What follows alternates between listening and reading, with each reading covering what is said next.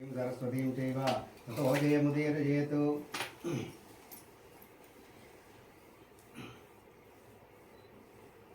एकदा विशारण्ये ऋषिश्चौनकादयः प्रप्रशुराततं सर्वे सूतं पौराणिकं खलु ఒకనొక కాలంలో నైమిషారణ్యమైనటువంటి అడవి లోపల శౌనకాది మహానందరూ కూడా కుమ్మికూడిన వాళ్ళై సూత మహారాజు దగ్గర వెళ్ళారు. అక్కడికి వెళ్ళి స్వామికి నమస్కరిస్తున్నారు. స్వామి,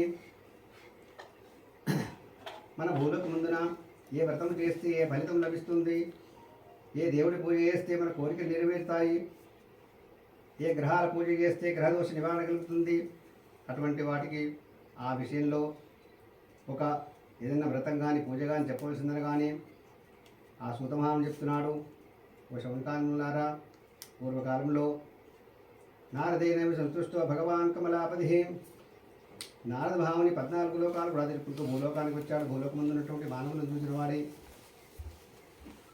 వారి కష్ట నష్టాలు కూడా తెలుసుకొని శ్రీ మహావిష్ణువు దగ్గరికి వెళ్ళాడు. ఆ శ్రీ మహావిష్ణువు లక్ష్మీదేవి సేవింపబడుతున్నాడు. ఆ సమయంలో నారదమహాముని వెళ్ళి నమస్కరించి, ఓ స్వామి, నీవు మాత్రం లక్ష్మీదేవిచే చక్కగా సేవింపబడుతున్నావు, సంతోషంగా ఉన్నావు. కానీ మానవ లోకమందు భూలోకమందున మానవులంతా కూడా ఏ పూజ ఏ విధంగా చేయాలో తెలియక కష్టాలు అనుభవిస్తున్నారు. వారి కష్టాలన్నీ కూడా కడితీరాలంటే కోరికలన్నీ కూడా తీరాలంటే ఏదైనా వ్రతం కానీ చెప్పవలసిందని కానీ అప్పుడు శ్రీ మహావిష్ణువు అంటున్నాడు, పోయి నారద, నేను సంతోషంగా ఉన్నానా? ఎవరైతే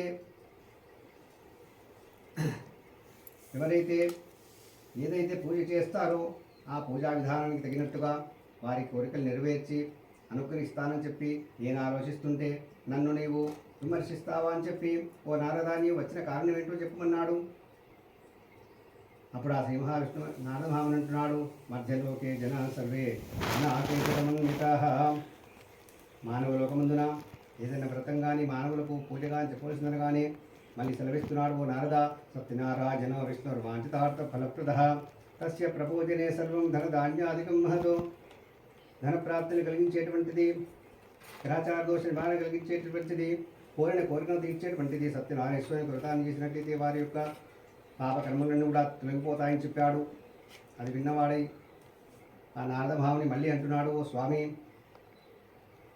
ఈ వ్రతాన్ని ఏ మాసమందు ఏ విధంగా చేస్తారు అనగానే మళ్ళీ చదివిస్తున్నాడు శ్రీ మహావిష్ణువు, మాఘేవా మాధవే మాసి కార్తీకేవా శుభే దినే.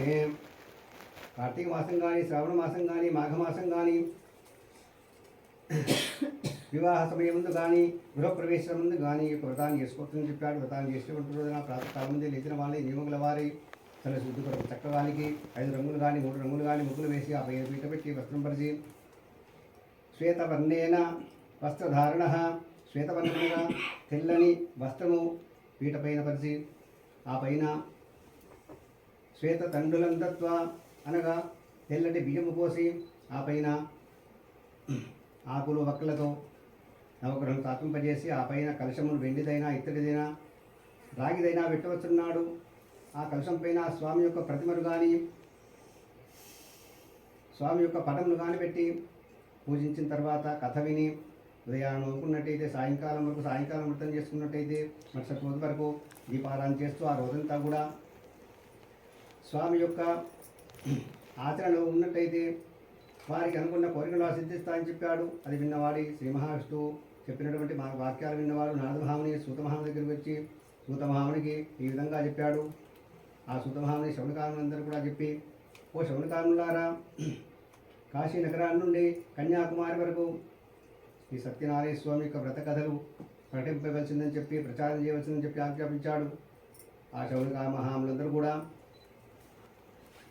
కాశీ నగరాన్ని బయలుదేరి గ్రామాల్లో పల్లెల్లో పట్టణాల్లో అంతా కూడా దేశమంతా కూడా ఈ సత్యనారాయణ స్వామి యొక్క వ్రత కథలు చెప్పుకుంటూ వస్తున్నారు.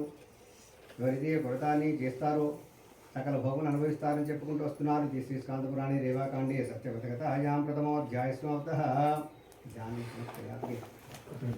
అలనాడు కాశీనగరానికి ఒక బ్రాహ్మణుడు ఉండేవాడు. చాలా నిర్ధనుడు, ఆకలి దెబ్బలే పీడింపబడుతుండేవాడు, బీదవాడు. ఆ బ్రాహ్మణుడు ప్రతిరోజు కూడా భిక్షమెత్తుకుంటేనే పొట్ట గడుస్తుంది.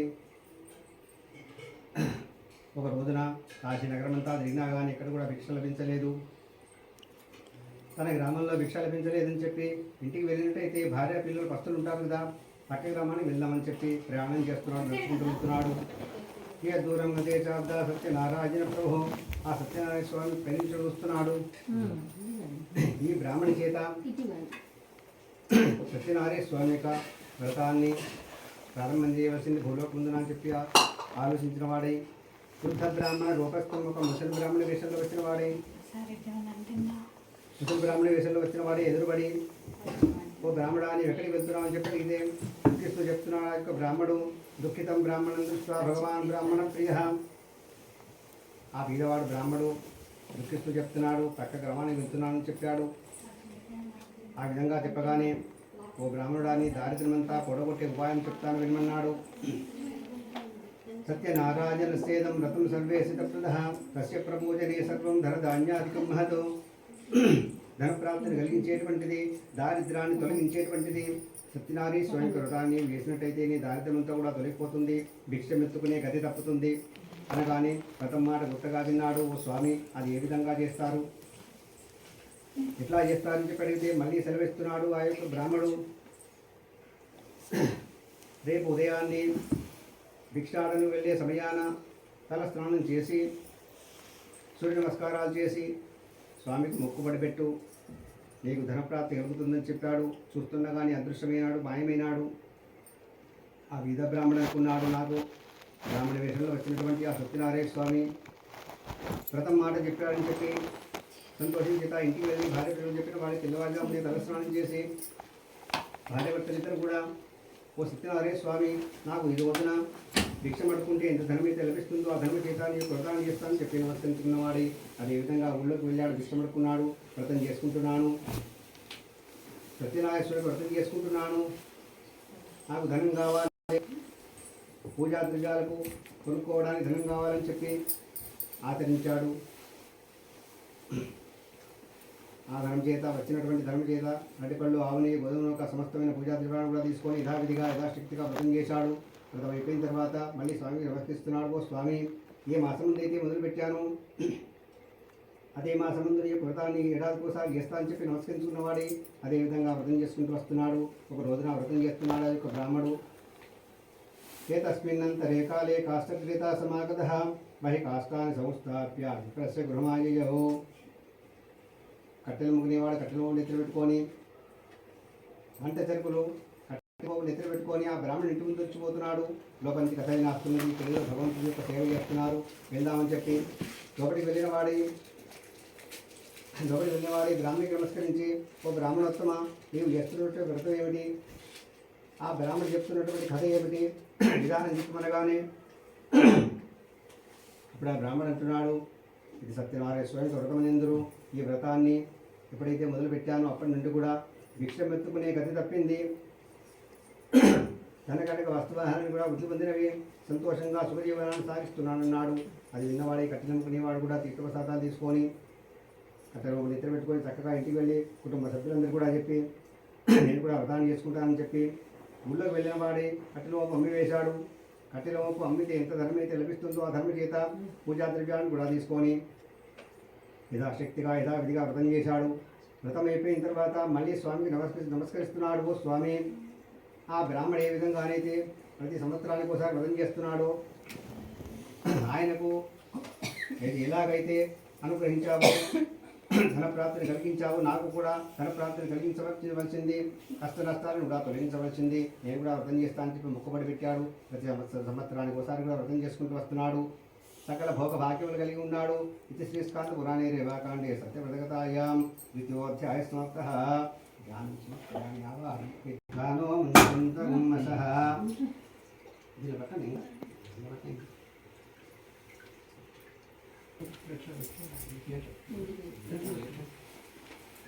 చుట్టూ పెట్టండి.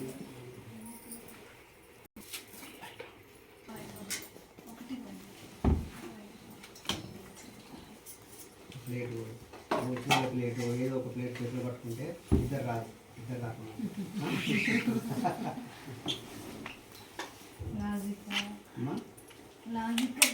అంటే రాత్రి నిద్ర లేదు అంతే కదా, యాక్టివిటీ ఇద్దరులో ఏదో ఒకటి యాక్టివిటీ ఉంటే ఏదో ఒకటి చేతులు ఉంటే ఇది చేతులునే పడిపోతుంది అని చెప్పి సాధుపుష్టాంజనాన్ సర్వాన్ నానాకృతమన్వితాః సాధువులకు కోటి సావుకారి అడవిండా మణు మాణిక్యాలు నింపుకొని వ్యాపారం కొరకు బయలుదేరాడు. మణు మాణిక్యాలు వ్యాపారం చేసేటువంటి వాడు అడవిండా నింపుకొని బయలుదేరాడు కదా, నది మీద ప్రయాణం చేస్తున్నాడు. అనుకోకుండా జనం ఉన్నట్టు